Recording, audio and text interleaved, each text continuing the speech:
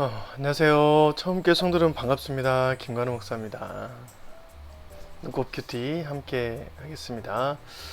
에휴, 어제 엊그저께 우리 교회 꽃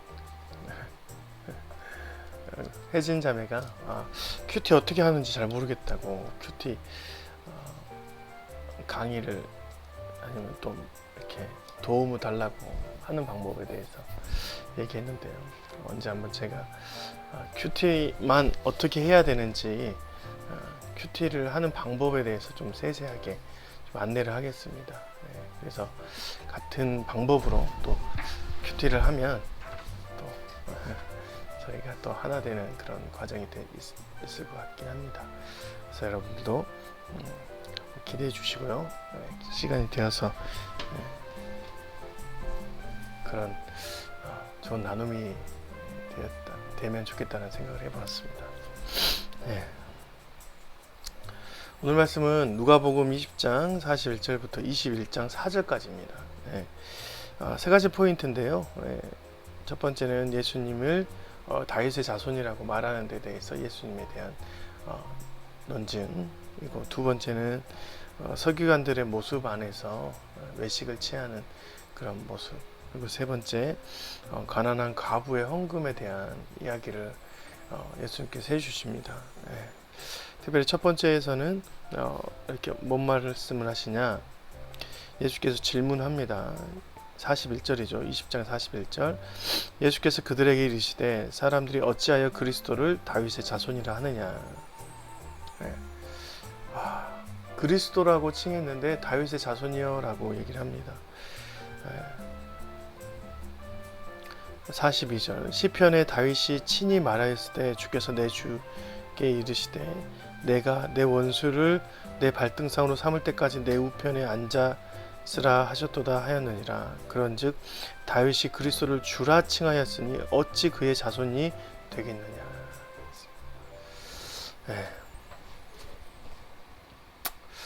다윗의 자손이라고 칭하는 과정이 실은 오류가 있다라는 것입니다. 그래서 메시아는 다윗의 자손이 아니라 오히려 다윗의 주가 되시는, 다윗의 자손이라고 얘기하는 그 자체가 다윗을 자신들의 중심으로 놓았기 때문입니다. 혈통의 중심 또는 왕족의 중심이 되었던 다윗이, 그래서 지금 보이는 예수 또 메시아가 자신에게 신이 아니라 그 혈통 안에서 왕족을 이어갈 만한 그런 모습이 되기 때문에 예수님께서 잘못됨을 얘기해 주시는 것이죠. 두 번째 주제에는 서기관들이 하는 외식적인 행동입니다. 46절. 긴 옷을 입고 다니는 것을 원하며 시장에서 문안 박는 것과 회당에서 높은 자리에 있는 것, 잔치 윗자리 좋아하는 서기관들은 삼가라. 그들은 과부의 가산을 삼키며 외식으로 길게 기도하니 그들이 더 엄중한 심판을 받으리라. 사람들에게 높음을 받기 위해서 시장에도 다니고 회당에 높은 자리에 있고 잔치에 가면 윗자리에 앉으려는 그런 모습들이 보인다. 그런 자들을 삼가라. 오히려 그런 사람들은 어려운 사람들의 상처까지도 긁어먹는 사람들이다 라고 얘기하면서 곧바로 예수님께서 과부가 드린 헌금함에 넣는 그 모습을 칭찬하시면서 온 인생을 드린 것처럼 생활부 전부를 드렸다라고 얘기합니다. 2절 21장 2절 말씀.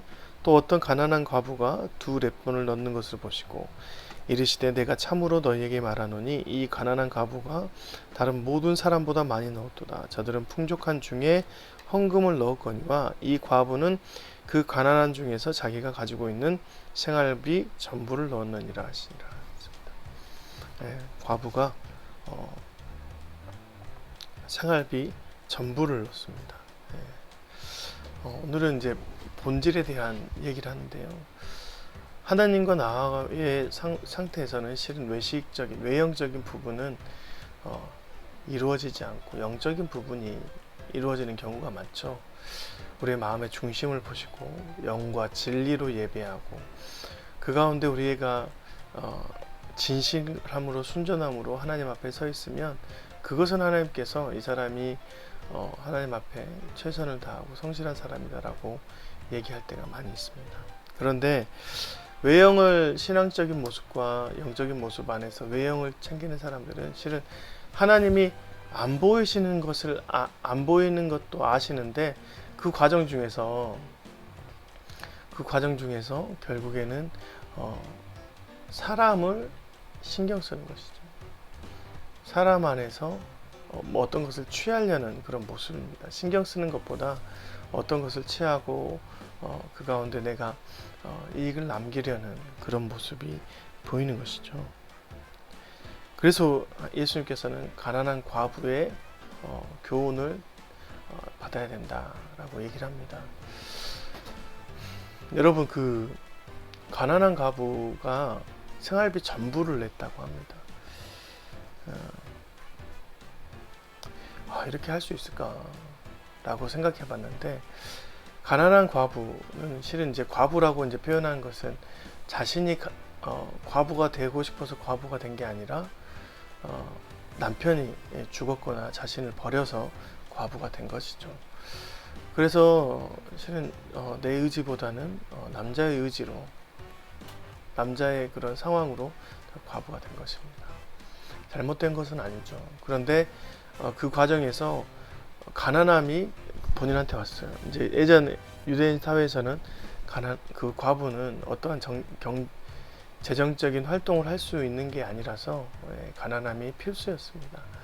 그런 자가 자신에게 있는 그 작은 생활비, 아이와 함께 혼자 살면서 살아가는 그 작은 생활비를 전부 드리는 훈련을 이렇게 헌금을 한 것이죠. 실은 저는 이제 이것을 보면서 가난한 과부의 삶을 좀 묵상해 봤는데, 가난한 과부는 실은 이제 매번 없음을 경험하잖아요. 자신의 모든 부분이 없어지는 과정을 훈련하고 또 반복하는 삶을 삽니다. 그와 반대로 이제 서기관이나 바리새인들, 돈이 많은 사람들은 풍족한 중에 헌금을 냈다라고 합니다. 이게 삶의 아주 이제 작은 것들을 내는 것. 뭐 물론 그 절반을 냈어도 절반은 자기에게 있었던 상황이죠. 그렇기 때문에 가난한 과부의 헌금과 무게 차이는 좀 있습니다.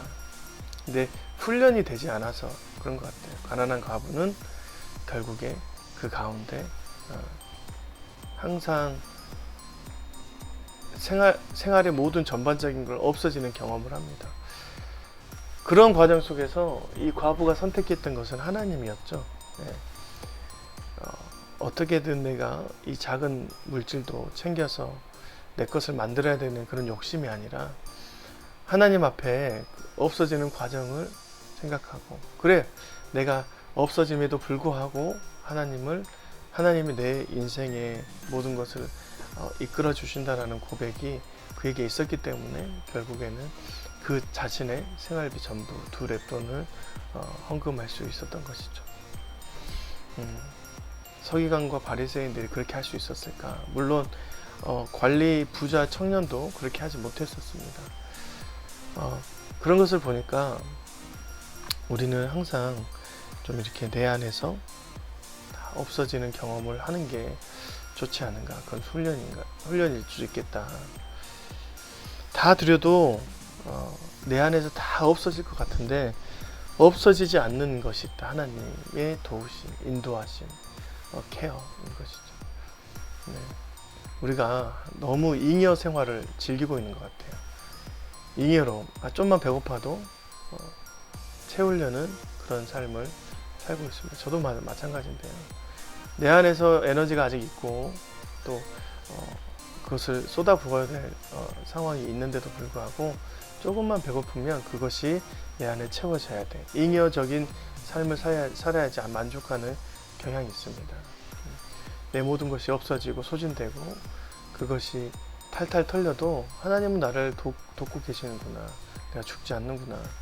그럼에도 살아갈 수 있구나라고 들었을 때 나에게 있는 것을 전부 드릴 수 있습니다. 그러면 하나님이 나의 모든 것을 책임져 주시는 것이죠.